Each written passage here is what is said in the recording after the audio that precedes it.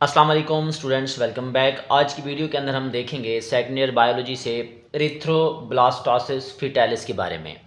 तो आपको पता है हमने सेकंड ईयर बायोलॉजी का जो 12वां चैप्टर है उसको हमने स्टार्ट किया हुआ था, जिसको हम एमडी कैट के लिहाज से भी स्टडी कर रहे हैं और एफएससी के लिहाज से भी इसको हम पढ़ रहे हैं। तो आज की वीडियो के अंदर हम देखेंगे कि एरिथ्रोब्लास्टोसिस फीटैलिस का मतलब क्या है। दरअसल ये जो एरिथ्रोब्लास्टोसिस फीटैलिस है इसको हम एक और नाम भी देते हैं। इट इज़ आल्सो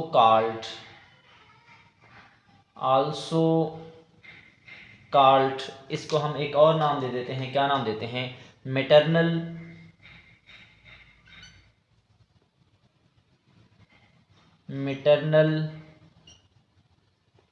फीटल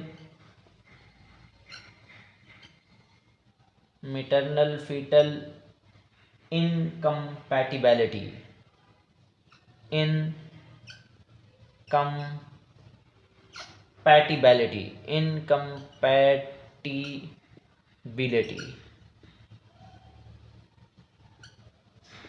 अब हमने ये सिंपल सी डेफिनेशन लिख दी है एरिथ्रोब्लास्टोसिस फीटैलिस की, कि जो एरिथ्रोब्लास्टोसिस फीटैलिस है इसको हम क्या नाम देते हैं? इन मैटरनल फीटल इनकम्पैटिबिलिटी का नाम देते हैं। अब ये जो मैटरनल है ये कहाँ से निकला है? मदर से, माँ से। और फीटल कहाँ से निकला है? बेबी से, बच्चे से। अब आप ये देखिएगा, फॉर एग्जांपल इसकी मैं वजाहत करने लगा हूँ, एक एक पॉइंट करके समझेंगे कि दो लोगों की आपस में शादी हुई है, मेल की और फीमेल की। अगर मेल के अंदर पॉजिटिव ग्रुप होगा ब्लड का और फीमेल के अंदर नेगेटिव ब्लड ग्रुप होगा, फिर जो बच्चा बनेगा उस बच्चे के साथ और फीमेल के साथ क्या कॉम्प्लिकेशंस होंगी, क्या नुकसानात होंगे, क्या मुश्किलात होंगी, उनकी हमने इस टॉपिक के अंदर वजाहत करनी है। फॉर एग्जांपल, मिसाल के तौर पर जैसे कि आप देख सकते हैं, फॉर एग्जांपल ये मेल है जो हस्बैंड होगा, मेल, और दूसरी हमारे पास क्या है? फीमेल है, मेल और फीमेल।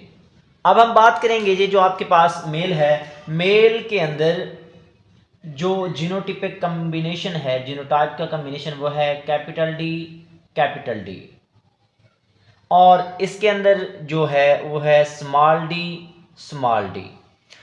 कल की वीडियो के अंदर हमने ये देखा था कि जो आपके पास डी जीन है वो RH फैक्टर को कंट्रोल करता था। जिसके पास कैपिटल डी थी उसके पास जो ब्लड ग्रुप आता था वो क्या आता था? पॉजिटिव आता था, उसके पास RH फैक्टर पॉजिटिव आता था। लेकिन जिसके पास स्मॉल डी था उसके पास जो ब्लड ग्रुप होता था उसके अंदर RH फैक्टर नहीं आता था, और उसको हम क्या नाम देते थे? नेगेटिव का नाम देते थे। तो ये आपके पास मेल है, ये फीमेल है, इनकी आपस में शादी हुई है, मैरिज हुई है, तो इसको हम क्या बोलेंगे? Parental generation. इसको हम क्या बोलते हैं? पेरेंटल जनरेशन कहते हैं। अब आप ये देखिएगा, यहां से सबसे पहले हम क्या बनाएंगे? गैमेट्स बनाएंगे। यहां से हम क्या बनाएंगे? गैमेट्स बनाएंगे। सिंपल सा पॉइंट है, यहां से दोनों एक जैसे हैं तो क्या आएगा? कैपिटल डी एक ही आएगा, यहाँ से स्मॉल डी एक ही आएगा।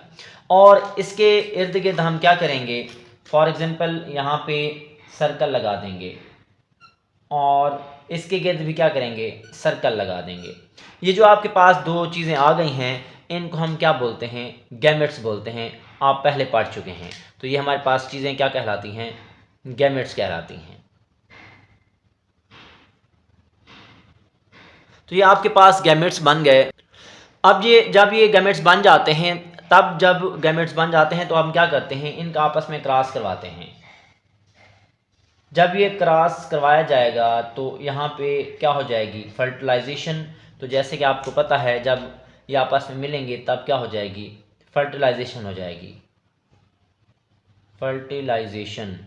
अब जब फर्टिलाइजेशन होगी तब क्या होगा? देखिएगा ज़रा, यहाँ से कैपिटल डी यहाँ पे, और इस साइड से स्मॉल डी यहाँ पे।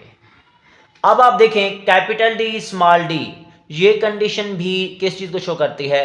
RH फैक्टर की मौजूदगी को शो करती है, क्योंकि कैपिटल डी इस पर डोमिनेंट होगा तो ये जो था पॉजिटिव को शो करता था। इसी वजह से जो ब्लड होगा बच्चे के अंदर वो क्या होगा, पॉजिटिव में होगा। तो यहाँ पे आप बताते जाएंगे ये कौन सी कंडीशन है, पॉजिटिव।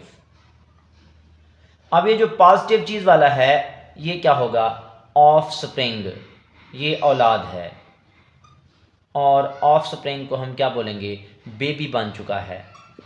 अब आप ये देखिएगा ज़रा, क्योंकि हमेशा इंसानों के अंदर आपको पता है कि बच्चा जो होता है वो माँ के पेट के अंदर होता है।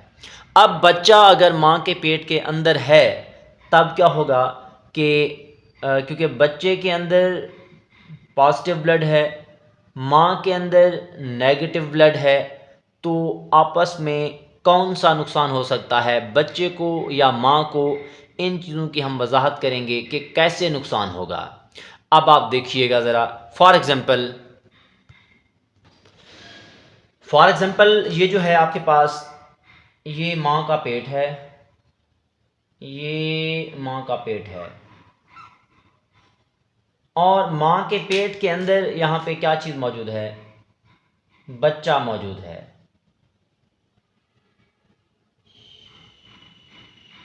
ये जो है माँ के पेट के अंदर क्या है, फॉर एग्जांपल बेबी है, ये क्या होगा, एब्डोमेन। किस चीज़ का एब्डोमेन है, एब्डोमेन ऑफ मदर। जो माँ है ये माँ का क्या है, पेट है। अब ये माँ का पेट है और ये जो है इसको हम क्या बोलते हैं, फीटस, और ये बच्चा है। अब जैसे कि आपको पता है कि ये जो बच्चा है, बच्चे के अंदर क्योंकि पॉजिटिव है तो यहाँ पे क्या होगा, पॉजिटिव ब्लड होगा, और माँ के ब्लड के अंदर क्या होगा, यहाँ पे नेगेटिव। माँ के पेट के अंदर जो है नेगेटिव खून है, जो माँ का खून है। अब आप देखिएगा ज़रा, यहाँ से क्या होगा कि यहाँ से इसके पास एंटीबॉडीज़ होंगी, इनके पास एंटीजन्स होंगी, और यहाँ से रेड ब्लड सेल्स मूव करते करते करते कहाँ पे आ जाते हैं, माँ के पेट के अंदर। तो यहाँ पे क्या आ जाएंगे, RBC। अब बच्चे से माँ के अंदर आ गए। अब क्या होगा, जब इनका आपस में ब्लड क्रॉस मैच करेगा तो यहाँ पे क्या हो जाएगी, कॉम्प्लिकेशंस हो जाएंगी, हीमोलिटिक रिएक्शन हो जाएगा, जिसकी वजह से या तो बच्चा मर जाएगा या माँ मर जाएगी। तो ये सारा प्रोसेस कैसे होता है, एक एक पॉइंट करके देखते हैं ज़रा। सबसे पहले स्टेप के अंदर जो आपके पास क्या होंगे, RBCs होंगे। जो रेड ब्लड सेल्स हैं, रेड ब्लड सेल्स किस चीज़ के, फीटस के, बच्चे के। जो बच्चे के रेड ब्लड सेल्स हैं वो मूव करते करते कहाँ पे पहुँच जाएंगे, मदर्स ब्लड में, माँ के खून के अंदर चले जाएंगे। अब ये जब माँ के खून के अंदर जाएंगे तब वहाँ पे क्या हो जाएगा, क्योंकि एक दूसरे के अपोजिट हैं तो हीमोलिटिक रिएक्शन जो है वो स्टार्ट हो जाएगा। तो हम लिख देंगे कि हीमोलिटिक रिएक्शन स्टार्ट, कि माँ के पेट के अंदर या माँ के खून के अंदर क्या हो जाएगा, हीमोलिटिक रिएक्शन स्टार्ट हो जाएगा। अब जब हीमोलिटिक रिएक्शन स्टार्ट होगा फिर आपके पास क्या होगा, आप देखिएगा ज़रा इसको, कि जो है माँ के ब्लड के अंदर बच्चे के RBCs चले गए तो यहाँ पे क्या हो जाता है, हीमोलिटिक रिएक्शन स्टार्ट। अब जब हीमोलिटिक रिएक्शन स्टार्ट हो जाता है तब बहुत बड़ा नुकसान पहुंचता है। आपको पता है हीमोलिटिक रिएक्शन के अंदर क्या बन जाते हैं, रेड ब्लड सेल्स जो हैं वो टूटना शुरू हो जाते हैं, जिसकी वजह से क्या होगा कि number of red blood cells in foetus and के आपके पास जो फीटस है, फीटस के अंदर रेड ब्लड सेल्स की क्या हो जाएगी, कमी हो जाएगी। तो decrease of RBCs in foetus, कि जो आपके पास बच्चा है, बच्चे के अंदर जो रेड ब्लड सेल्स हैं उनकी तादाद क्या हो जाएगी, तेज़ी से कम हो जाएगी। और जब तादाद कम हो जाएगी तब क्या होगा, कॉज ऑफ एनीमिया, और बच्चे को जो है एक बीमारी हो जाएगी जिसको हम क्या बोलते हैं, एनीमिया का नाम देते हैं। अब आप ये देखेंगे जब एनीमिया हो जाएगा तो एनीमिया के बाद क्या होता है, इस पॉइंट को आपने समझना है। एक एक पॉइंट करके समझते जाएंगे। आसान सा सिंपल से पॉइंट आपके सामने लिखते जा रहे हैं, तो आपने इनको आसानी से याद कर लेना है। तो आप देखिएगा ज़रा, जब एनीमिया हो जाएगा तब आपके पास जो फीटस है उनके अंदर इरिथ्रोब्लास्ट्स जो होते हैं, जब वो पैदा होते हैं तो वो इमैच्योर पैदा हो जाते हैं। तब क्या हो जाता है, इमैच्योर इरिथ्रोब्लास्ट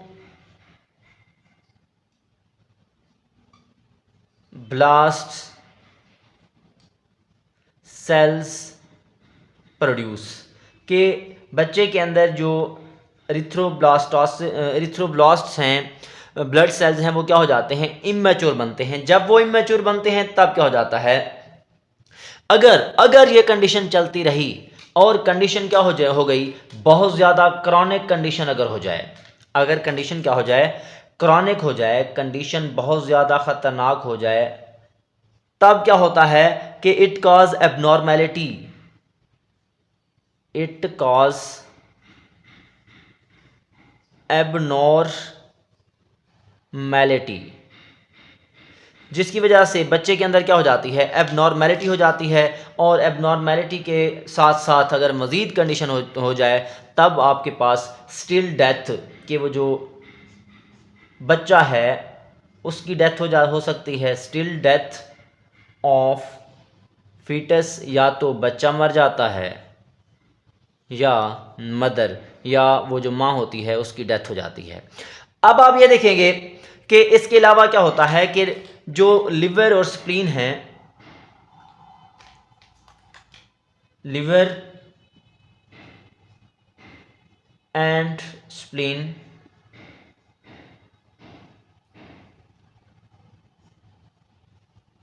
के, लिवर और स्प्लीन जो है फीटस के, ऑफ फीटस के जो बच्चा है, बच्चे के का जो जिगर है और जो तिल्ली जिसको हम बोलते हैं, वो क्या हो जाते हैं, बिकम स्वेल, वो मोटे हो जाते हैं, उनके अंदर सूजन हो जाती है, बिकम स्वेल। उनके अंदर जब सूजन हो जाती है तब जो है, जिसकी वजह से रेड ब्लड सेल्स भी क्या हो जाएंगे, इमैच्योर बनना स्टार्ट हो जाएंगे। Swell cause of rapid production of immature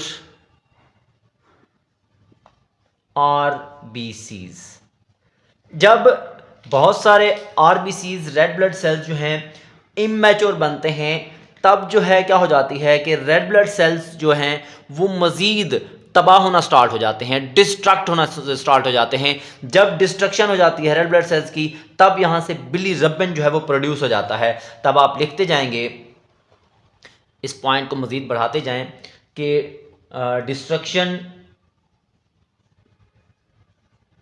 destruction of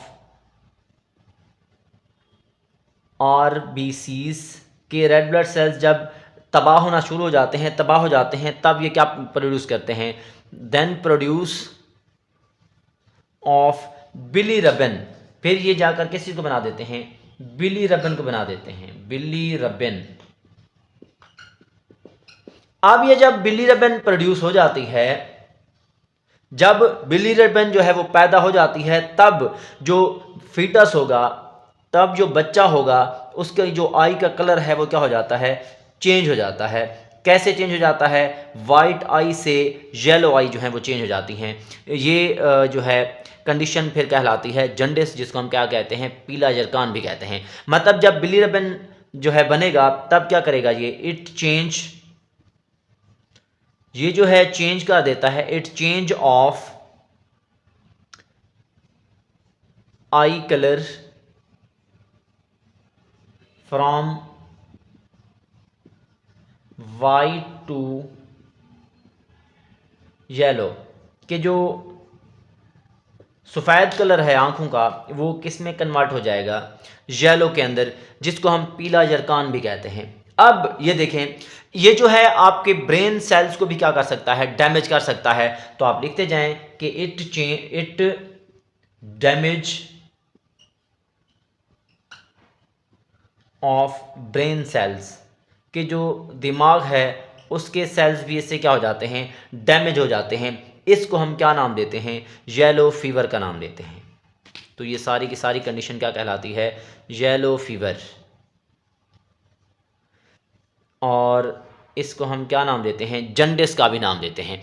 यहाँ तक याद करने के बाद आप ये देखेंगे कि इसका इलाज कैसे करवाया जा सकता है, इसकी ट्रीटमेंट हम कैसे करवा सकते हैं। एक और चीज़, इसके इलाज के लिए आप लोगों को समझना चाहिए कि इस्लाम में जायज़ है कि शादी से पहले, जब शादी हो रही हो तो उससे पहले टेस्ट करवाना लाजमी है। तो इसके साथ साथ जो है कज़न मैरिज से भी क्या होना चाहिए, अवॉइड करना चाहिए। तो आप देखिएगा ज़रा इसकी ट्रीटमेंट को देखते हैं। अगर हम ट्रीटमेंट की बात करें तो ट्रीटमेंट के अंदर सबसे पहली चीज़ ये है कि कज़न मैरिज से जो है अवॉइड किया जाए, या मैरिज से पहले, शादी से पहले जो है मेल और फीमेल दोनों का टेस्ट करवाना लाजमी है। इसके अलावा क्या करेंगे, जो फीटस है, जो बच्चा है, उसकी बॉडी के अंदर जितना भी पॉजिटिव वाला ब्लड है उसको निकाल देंगे। उसकी बॉडी के अंदर नेगेटिव फैक्टर वाला ब्लड जो है वो क्या करेंगे, दाखिल कर देंगे। एक और इलाज के वो जो मदर है, माँ है, उसको एंटी सीरम इंजेक्शन दिया जाता है। ये जो एंटी सीरम इंजेक्शन है इसके बारे में मैंने पिछली वीडियो के अंदर बताया था, RH ब्लड ग्रुप सिस्टम में या मल्टीपल अलील के अंदर, आप वहाँ से जाकर देख सकते हैं। अब आप देखें, एंटी सीरम जो है इंजेक्शन माँ को दिया जाता है, जो क्या कर देता है, माँ के अंदर वो जो बच्चा है, बच्चे के अंदर से ये जब प्रेगनेंसी हो रही होती है उससे पहले और प्रेगनेंसी के बाद ये काम करवाया जाता है। अब आप क्या करेंगे, जब ये एंटी सीरम इंजेक्शन देंगे तब ये जाकर क्या करेगा, जो पॉजिटिव RH एंटीजन वाला फैक्टर है उसको ये क्या करेगा, जाकर किल कर देगा, मार देगा, जिसकी वजह से जो है इस बीमारी का इलाज करवाया जा सकता है। और डॉक्टर्स जो है यही चीज़ रिकमेंड करते हैं मरीज़ों को कि ये एंटी सीरम इंजेक्शन लगाएंगे, जिसकी वजह से जो है आप इस चीज़ से छुटकारा हासिल कर सकते हैं। तो ये है आपके पास एक आसान और सिंपल सा टॉपिक जिसको हम कहते हैं एरिथ्रोब्लास्टोसिस फेटालिस। लॉन्ग क्वेश्चन के हवाले से इंतहाई इम्पॉर्टेंट है। तो लास्ट में लाजमी तौर पर आप याद रखिएगा कि ये जो सीरीज़ है वो चलती जा रही है। आप लोग 1 बाय 1 करके लेक्चर लेते जाएं, इंशाल्लाह आप लोगों की तैयारी अच्छी हो जाएगी। दुआ में याद रखिएगा। अल्लाह हाफिज़।